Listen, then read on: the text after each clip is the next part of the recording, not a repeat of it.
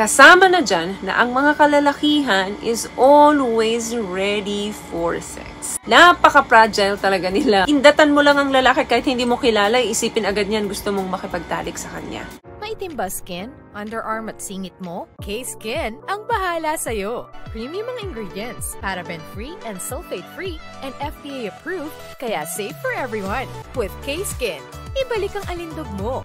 Huwag nang magpahuli. Hi guys! Welcome back to our channel. Kamusta po kayong lahat? Sana ay nasa mabuti po kayo. At sa mga hindi po nakakakilala sa akin, my name is Cheryl Ting. At kung bago lang po kayo sa channel na to, pwede po bang makahingi ng isang favor to please consider to subscribe dito po sa ating channel. And also, huwag niyo na rin po sanang kalimutan i-like and i-follow ang ating Facebook page official and also ang ating TikTok account, Cheryl Ting. Maraming salamat po. And for today's video is another concern video po. Ang sabi niya is, Hello Ma'am Ting. Hindi po ba kaya mabuhay ng lalaki ng walang sex?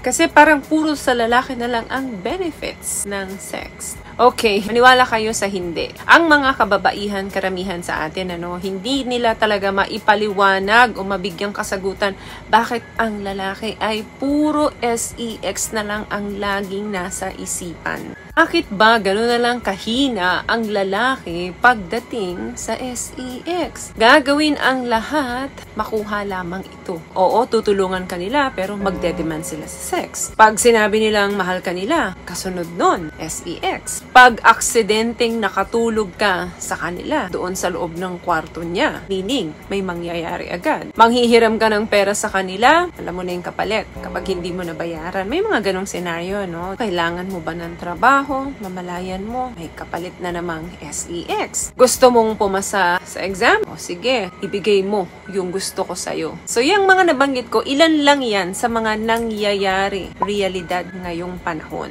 But before that, kailangan maintindihan mo yung system ng lalaki pagdating sa sex. Hindi nila sa'yo in-after yan or hinihingi sa'yo because hindi nila kayang gawin yan sa sarili nila. Kasi kaya nilang gawin magparaos ng sila lang. That way, mape-pleasure din naman sila doon. At bukod doon, eto pa, alam nyo ba na 95% to 98% ng mga kalalakihan nagigising yan middle of the night ng may erection. Pero hindi naman porkit nagising sila ng may erection, automatic makikipagtalik agad sila o mang-iistorbo agad sila doon sa mga kapartner nila. Alam nyo ba na ang ari ng mga lalaki ay may sariling pag-iisip? Kasi nga, imaginein mo natutulog yung mister mo, pero may erection na nangyayari sa kanya. Minsan, i-rub mo lang, mamalayan mo, tulog na yung partner mo. Natanong ba natin sa sarili natin na bakit ang mga kalalakihan, walang period, hindi nireregla, walang cramps, na hirap tayo sa tuwing tayo ay dadatnan ng ating buwan ng dalaw. Kasama na dyan yung mga mood swings natin. Wala tayong magagawa dahil ganun sila create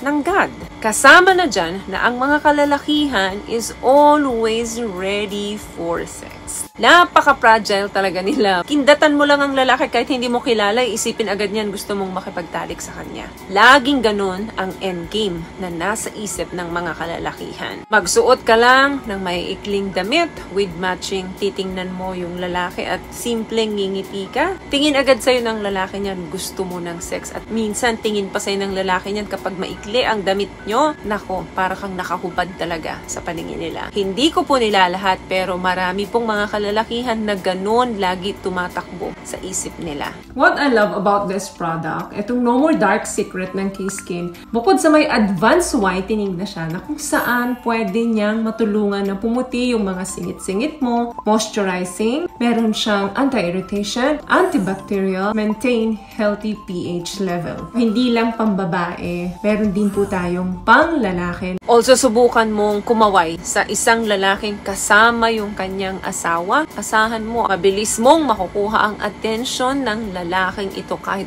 kasama niya pa yung kanyang asawa. Hindi yun dahil sa masamang tao sila, hindi yun dahil sa manyaka sila. Talagang ganun lang sila create. Walang kinalaman yun doon sa kanilang spiritual. It's not about, okay, hindi reliyosong taon to kasi para siyang manyakis. Hindi po ganun yun. Talagang ganun lang create ang mga kalalakihan. Kaya nga po diba sa simbahan, hindi inaalaw ng mga pastor na may umupong babae na tipong maikli ang suot, kita ang cleavage, or maikli ang shorts. Hindi inaalaw na hanggat maaari, huwag umupo sa harapan ng pastor yan dahil maaring mawala ang focus ng mga nasa harapan ng babaeng ito. Hindi yan dahil ginusto nila. Hindi yan dahil, gusto ko, yung libido ko nag-uumapaw. Hindi po ganun yun. Talagang create lang sila na ganon. Hindi nila natuturuan yung libido nila sa pamamagitan nila. Create tayo ng God sa image na gusto niya. Especially, ang mga kalalakihan, create talaga yan na meron silang sexual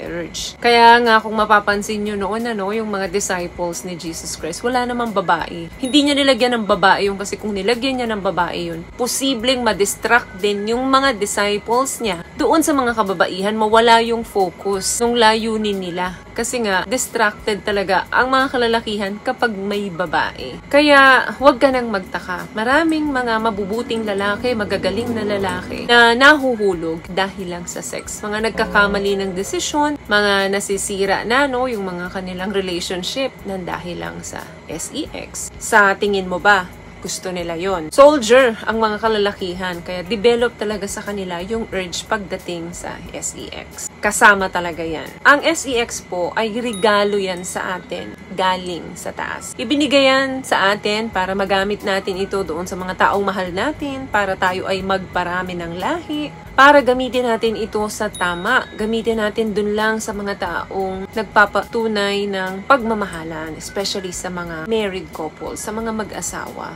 So, ang mga kababaihan, meron din pong urge pagdating sa sex. Kaya hindi lang ito para sa lalaki. Dahil hindi naman magre-regalo ang Diyos ng para lang sa lalaki. Yun nga lang, mas obvious talaga sa mga kalalakihan kapag gusto nila ito. Dahil create sila na ganun.